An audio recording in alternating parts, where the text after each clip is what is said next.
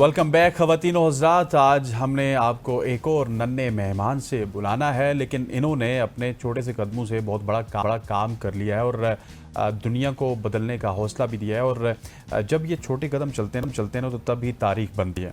मैं बात कर रहा हूँ 8 साल की उम्र की सिमाबिया फ़ातिमा की, जो कि अपने वालिद तकी अहमद साहब, जो कि बड़े मारूफ एक्टर भी हैं, उनके साथ इन्होंने टाइगर पीक को सर किया। सिर्फ टाइगर पीक सर नहीं की, बल्कि 4580 मीटर की इस बुलंद पीक पे उन्होंने फ़लस्तीन का झंडा भी लहराया।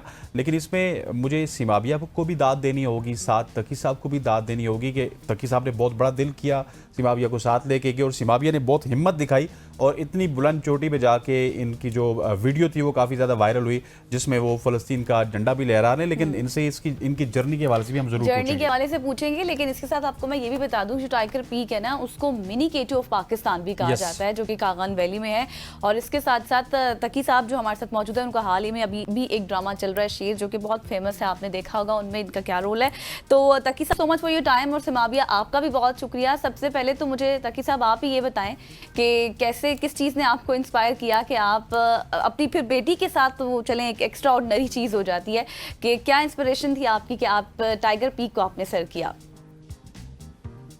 इंस्पिरेशन से ज्यादा ये एक मिशन था, क्योंकि जैसे कि हम लोग देख रहे हैं आजकल बच्चे गैजेट्स की तरफ, मोबाइल की तरफ बहुत ज्यादा बच्चों का रुझान बढ़ता जा रहा है। तो मुझे अपनी बेटी का उस तरफ से उसका रुझान हटा के किसी और तरफ लगाना था। मुझे कोई ऑल्टरनेट ढूंढना था। तो उसके लिए मैंने वो चीज चूज की जिसमें इसकी फिजिकल स्ट्रेंथ भी सामने आ सके और मेंटली भी ये टफ हो सके। तो मेरा भी शौक था ट्रैवलिंग का, तो मैं इसको इसी तरफ ले के आ गया। ठीक हो गया। और बहुत सारे लोग तकी भाई डरते हैं, क्योंकि हाल ही में कुछ ऐसे वाकयात हुए हैं, कुछ ऐसी लैंडस्लाइडिंग्स होती हैं, लेकिन आपने तमाम तर खौफ को बालाए ताक रखते हुए फातिमा को साथ लेके गए। ये सिमाबिया फातिमा को, सिमाबिया से हम पूछना चाहेंगे, सिमाबिया आप बाबा के साथ गई हैं। बाबा तो वैसे टीवी पे आते रहते हैं, ज़रा आप बताएं कि आप सबसे पहले तो आज टीवी पे आ रही है, आपने इस तरह का कारनामा सर अंजाम दिया है, कैसी फीलिंग्स है आपकी? कैसी ट्रेनिंग है? मैंने फुटबॉल ग्राउंड पे 8 किलोमीटर की रनिंग की थी और मैंने वॉकिंग की थी अपने घर से लेके नानी के घर तक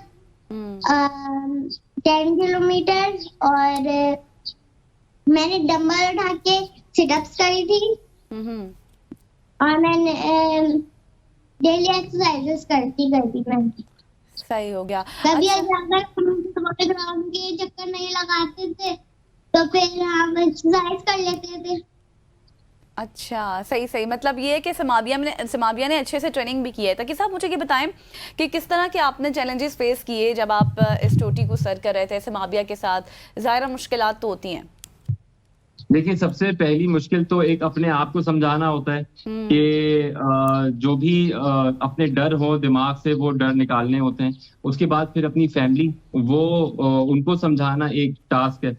तो लेकिन अल्लाह का शुक्र है, फैमिली ने बहुत अच्छे से अंडरस्टैंड किया और फैमिली ने मेरे ऊपर और मेरी बेटी के ऊपर ट्रस्ट किया और हमें जाने दिया। और ये बताइएगा कि डिफरेंट चैलेंजेस जो गजल ने बात की ना, वो इस वजह से की कि एक तो हाइकिंग के चैलेंजेस अलग होते हैं, लेकिन आपने साथ से सिमाबिया को भी साथ लेके गए, तो उस हवाले से कोई बर्डन ज्यादा था आप पे? बिल्कुल, बहुत ज्यादा था। अपने से ज्यादा अपनी बेटी को देखना है, अपनी बेटी के हर कदम को देखना है। क्या खा रही है, क्या पी रही है, कितना खा रही है, क्या नेक्स्ट डे ट्रैक के लिए उसके अंदर स्ट्रेंथ बनी रहेगी कि नहीं बनी रहेगी, तो वो, और हाई एल्टीट्यूड के ऊपर सांस किस तरह से ले रही है, इसका भी ख्याल रखना होता है। सही। तो ये ट्रेनिंग का भी बताइएगा, किस तरह से आपने ट्रेनिंग की है? जी, वो मेरे ख्याल है पहले वो पहला जवाब इन्होंने दिया था, वो आपके शायद सवाल को समझी नहीं थी, इन्होंने अपनी ट्रेनिंग एक्सप्लेन कर दी थी। अच्छा। डेली के ये 8 किलोमीटर रन करती थी, और जिस दिन रन नहीं करती थी उस दिन ये वॉक पे जाती थी। उस वक्त कराची का टेम्परेचर बहुत ज्यादा था। अच्छा। 41-42 डिग्रीज हो रहा था। तो उस इतनी गर्मी में हमने अपने आप को, मतलब जितना हम कर सकते थे ना, हमने कर लिया था, ताकि वहां पे जाके मुश्किलात फेस ना करनी पड़े।